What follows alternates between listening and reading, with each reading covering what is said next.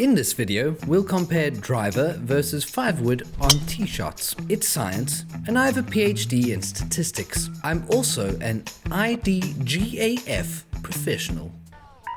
Beautiful. No, I'm not gonna lie.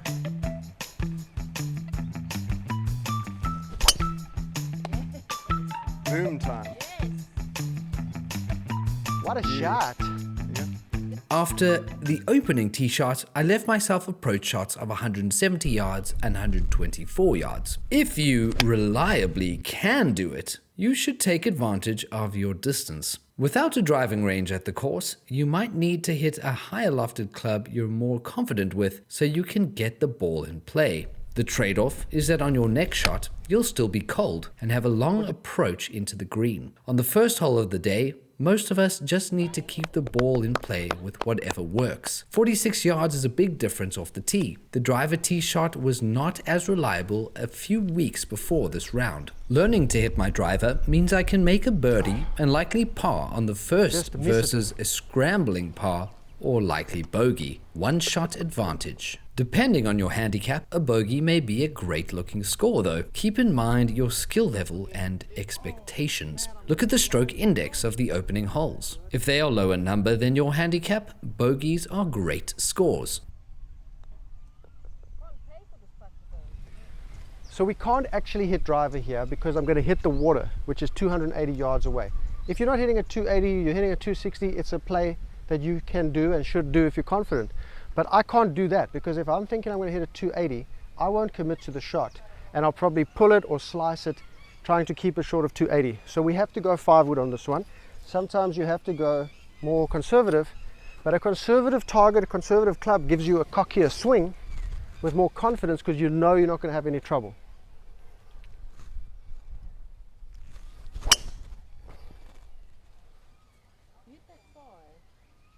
Okay, mate.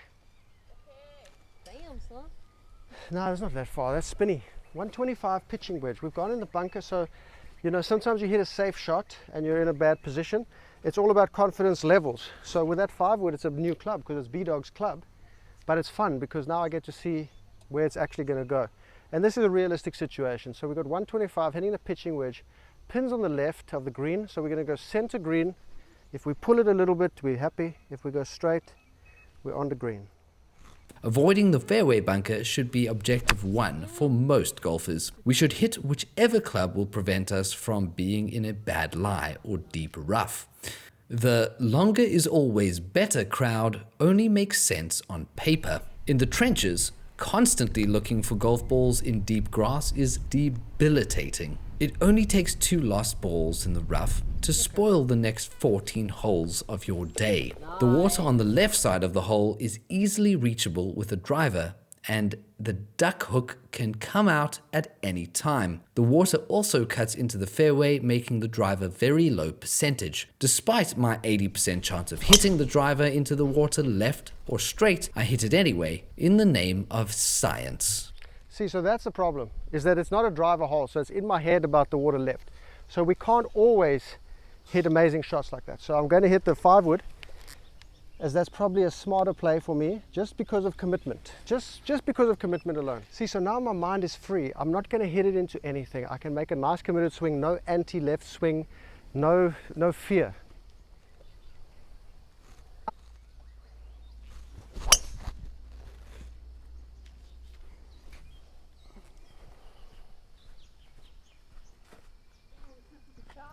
We've got 267 to the hole. We've got to carry over 2 waters.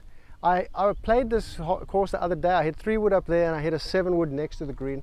Made a lovely birdie. But today I'm not going. It's downwind 267. Huge risk. I can hit a 3-wood, huge risk. But we've kind of forced ourselves to lay up. Now we have to calculate the layup to the island over there and make sure we hit a club that's going to land safely between the 2 waters. I've settled on the 9-iron because downwind, I just want to make sure I don't go 170, 180. If I take a 7, I may have a chance downwind of hitting in the water. We're going to lay it up and hopefully have another 48-degree wedge in. It's a par 3 green.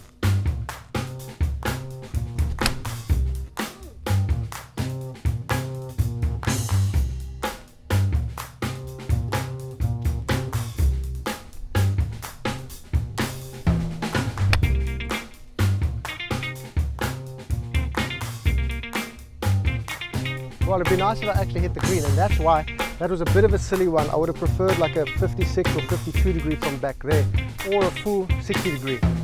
So, gotta be careful with the layup. Should hit a wedge. What can we say about this hole? The 5-wood resulted in a bogey due to a terrible wedge shot. Hitting the driver into the water leads to a drop, probably a bogey too. If we played the 10 times with both clubs, which option would be the winner? Would the risky 2 out of 10 driver shot create more birdies than doubles? Would the 5-wood create more pars than bogeys? Think beyond the sail. What happens after your tee shot? Is the risk worth the agony of failure? Is the safe shot confidence building?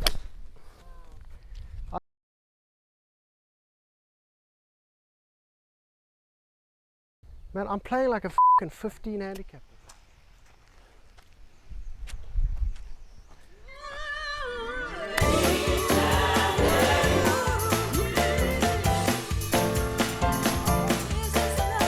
What a chip!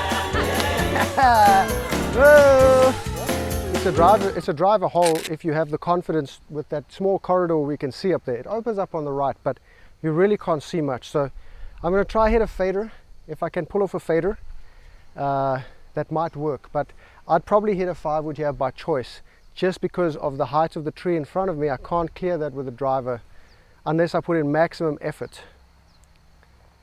I mean, I guess we could try that. I mean, the fader is not something I've worked on with the driver. The tee shot is blind on this tricky par 4. The 5-wood is a much easier shot because it has loft to clear the tall trees right in front of us. Hitting driver should be easy because the fairway is wide, but you cannot see 90% of the fairway from the tee, which creates fear, anxiety, and doubt. This would probably just be my first choice. It's so much more stress-free in terms of just being able to clear all this stuff in front of us, almost guaranteed. See, that's just a way more solid shot. I hit that beautifully. Baby fader, not a corporate draw. First one was a corporate draw, that one's a little fader. So I'm happy with that. Longer shot in, but the feeling on the tee more stress-free. Now for me, the game is a game of percentages. And we're not in a pro tournament of 4 days where you play the percentages and you gain a couple shots or half a shot here or there on the field. I'm talking about our enjoyment of the game. So the higher percentage play for me is always a 3 or a 5-wood, just because I'm more accurate and more freeing to hit that shot knowing I can clear the tree there. If I hit driver here every time, I think I'm going to do driver well 5 out of 10 and actually lose 3 or 4 out of 10 in these bushes left and right. This one, I might do 1 out of 10 in the bushes left and right. Now, that's how you can think about it. It's not about the pro game of trying to beat the field over 4 days. It's about enjoying your round for that day. Oh, I've pulled that like a I can't hit a golf ball anymore, guys. Day off tomorrow will be good. I don't You're know safe. I don't know what's happened. Looking at it now, knowing how wide it is now, if I get used to this course, I could probably hit driver here more often. But all you can see of the hole is basically here. There's about 50, 60 yards to the right. So in the future, if it was my home course, I think I'd get away with a lot more drivers here. Okay, we've got 130, 48 degree. Come on, baby.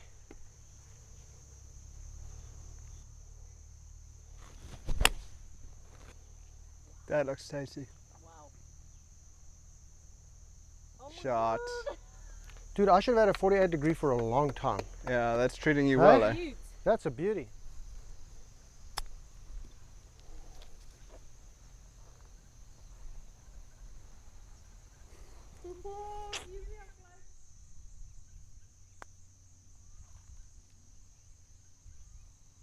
My goodness. What a read.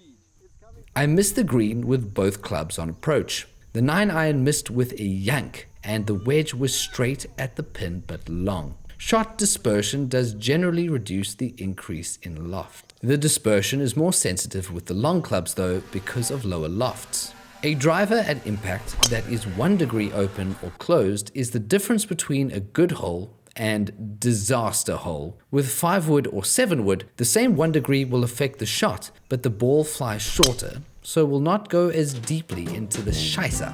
Don't believe me? Watch this. I was trying my best and this was not manipulated. I want nothing more than to hit a baby draw down the left side of the fairway where the ball will hit the downslope and leave me a wedge into the green. Some people poo-poo the idea that a hole just doesn't suit your eye. Yeah, if you're a robot, then it's all the same. I am not a robot. On this hole, I feel very uncomfortable. My mind's eye can only see bad things. As soon as I switch the club, my entire mentality changes. On this course, hitting the ball longer regardless of where the ball finishes is not always better. You can't find the ball in the bushes here.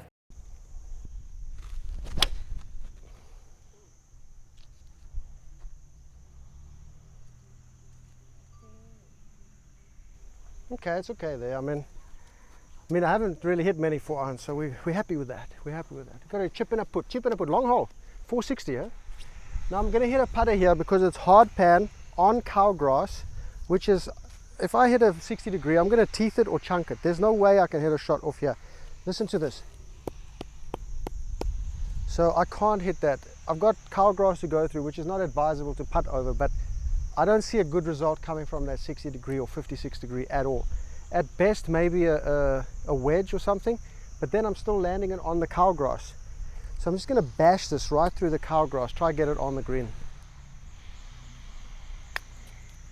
It would be insincere in the name of science to count the score of 10 on this hole for the driver, but it does show that getting the ball in play, not in a hazard, allowing a second shot, is the only thing that matters.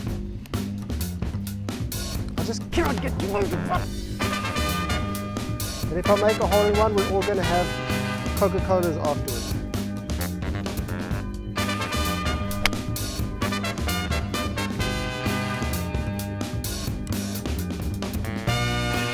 Great shot.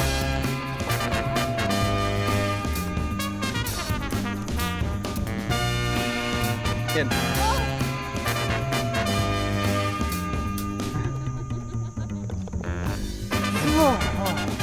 Hey. I can't actually hit a driver here because yesterday I hit one, beautiful shot, and it just sneaks into the water there. So again, a hole I can't hit driver. It's always nice to hit the driver, but sometimes the course designer, Jack Nicholson here, prevents you from doing that, which I don't mind so much. I've hit a driver on this hole before and reached the hazard. I could play the ball on that occasion, but I laid up to a position to hit a wedge into the green. The 5-wood does the exact same thing as a well-hit driver with none of the fear of reaching the hazard. That's a higher percentage play. If I hit driver and hit my second shot layup closer to the hole than with a 5-wood, what's the difference? So I'm going to lay this one up. I really like that 48 degree. Huh? 125 yards with a 48 degree. So I need about 150 yards. I want to go to 100 yards. So that's 178.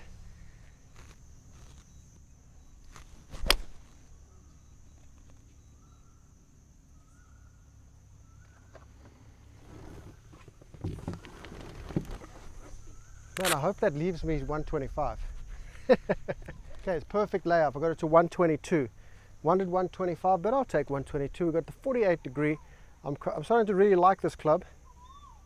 Confidence is key here. Let's get it close to the pin. What's the difference between an 80-yard shot versus a 120-yard shot on the PGA Tour? 80-yard shots hit the green 78% of the time, and 122 yards is 75%. PGA Tour pros only hit it 2 feet closer from 80 yards than from 122 yards when in the fairway. That's about 10% better.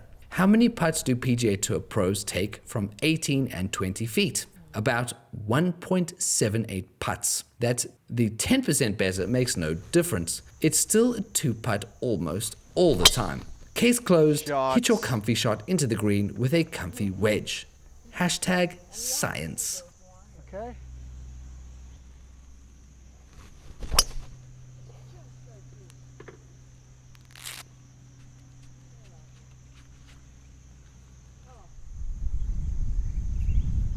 So what I'm finding is that the stress can either be on the tee shot or the approach shot. And that's not to say it's very stressful, but like maybe you're like quite stable, but there's slightly more, there's some variation of stress. So you're either hitting a higher stress tee shot, and if you pull it off, you have a lower stress approach, or you're hitting a very low stress tee shot and hitting a higher stress approach. So that driver on some holes feels high stress, but if I pull it off, I have a lower stress wedge into the green. So the risk and reward is there. But here, when you lose balls in the trees left and right, kind of changes the stress level. So what I found this side is I prefer to hit the lower stress tee shot and higher stress approach shot. But obviously, when I pull it off, I can see that the wedge is a much more confident shot. But the amount of stress on the tee to get in play, we have to balance and say, is it in play or are you losing golf balls? Because then that elevates your stress when you lose golf balls. So we've got 122, we're going 48 degree. It's a beauty of a hole. Get this alignment right. Jack Nicholson, here comes a birdie on your hole.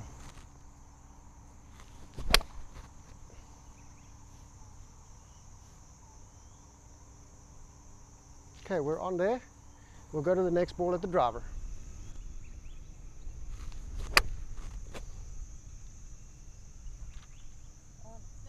Nice. Oh, and It's all about confidence. It's all about confidence. There's no data or anything to tell you. On some of these holes, I can't hit driver. On some of these holes, I don't feel comfortable hitting driver. But when I do feel comfortable, I have to put the pedal to the metal. And that distance advantage definitely helps me. A 40-yard advantage where I can hit a 60 degree versus a 48 degree, of course I'll be closer to the hole. But if I miss the fairway with the driver on a course like this, it's a ball lost. So use your discretion, use your confidence levels, be in touch with how you hit the ball. But if you can't hit driver, go work on the driver. Never be confused that the way of the player or golf sidekick is anti-driver. I'm pro-driver, but go work on it. So when you bring it to a course, you hit it well. You don't lose balls right, left, right, and then give up in the game. So get that done away from the course, bring it to the course. B-Dog is doing that. He's working on the driver away from the course and he'll bring it back. But for now, he's hitting the 5-wood and he jams it. Play your game, player. You know what you're good at. You know where you feel discomfort. Lean away from the discomfort on the course, but lean into it with your coach or at the practice ground to work it out. Get the ball in play and learn to get it in play with a longer club. It's not rocket surgery. You are the composer of your own narrative. what a touch. What a touch. What a caddy, hey! Come on! Yes, We got man. that birdie! Bang, baby! Bang, baby! What a good caddy.